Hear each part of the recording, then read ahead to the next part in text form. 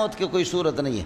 لیکن وہ آئے مدینے میں ان کو زمزم، مدینے میں بھی زمزم وہاں سے سپلائی کرتے، زمزم پر سورہ فاتحہ پڑھ کر کے میں نے ان کو دیا، اور مہینہ 2 مہینے نہیں. السلام علیکم ورحمۃ اللہ وبرکاتہ. امید ہے کہ سب دوست خیریت سے ہوں گے. مولانا منظور مینگل صاحب کی بیان کو سماعت فرمائیں کہ میرے آپ میں سے بھی کسی نے مجھے پرچی دی، اس کو بھی سن لو.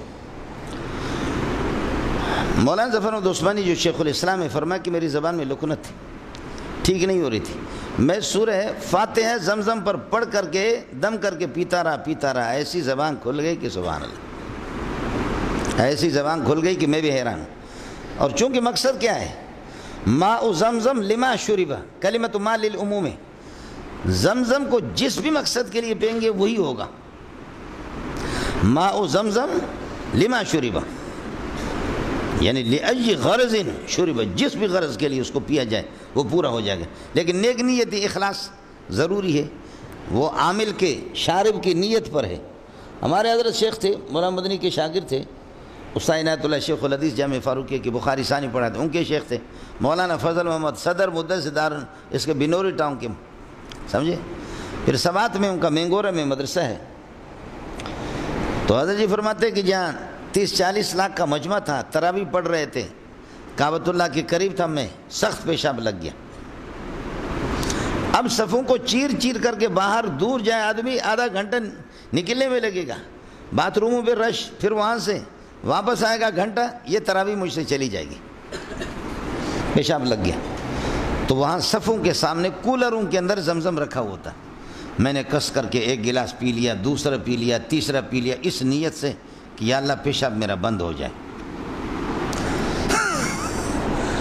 کہتے ہیں کہ جی اس رات کو پیشاب بند، اگلا دن بھی بند، پیشاب کی کوئی پتہ ہی نہیں ہے، اگلی رات کو بھی بند، تیسرے دن میں حرم میں جا کر کے رویا یا اللہ کوئی بیماری تو نہیں لگی کہ پیشاب کو کوئی پتہ ہی نہیں ہے، پیشاب ہی نہیں ہو رہا. رو کر کے یا اللہ میں کسی اور آزمائش میں نہ پڑوں.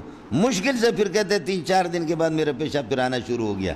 کہتے جس مقصد کے لیے آپ جو نیت کریں گے وہی ہوگا.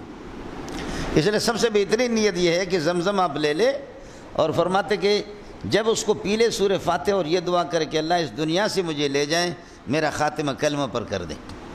اس کو بزرگ کہتے ہیں کہ اس کے لیے اس کو آپ آزماؤ، سب سے بہترین چیز یہی ہے. اور انما الاعمال بالخواتیم، جس کا خاتمہ ایمان پر ہو گیا.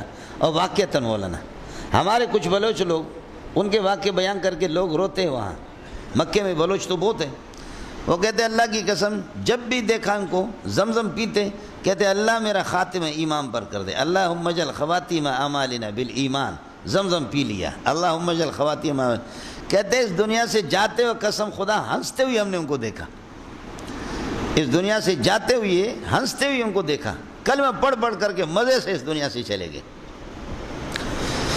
ہے خیر آپ بڑے لوگ ہیں، آپ لوگ ناراض نہ ہونا. مولانا خیال کر لینا. مولانا فرماتے ہیں کہ انہو یقدم علیکم وفدون، ایک وفد آئے گا، وہانہم ہما یثرب کی بیماری نے ان کو، بخار نے ان کو کمزور کر کے چھوڑا. امرہم نبی صلی اللہ علیہ وسلم ان یرمل، حضرت نے فرمایا نا اللہم انقل ہما الی الجوفۃ. اب یہ جو عامل ہوتے ہیں دلتا ہو کرا، یہ عامل کیا کرتے ہیں، علیاذ باللہ اس بندے کو کینسر ہے، اس بندے کو شوگر ہے. جو ماہر عامل وہ ہوتا ہے، وہ اللہ آپ کا بھلا کرے.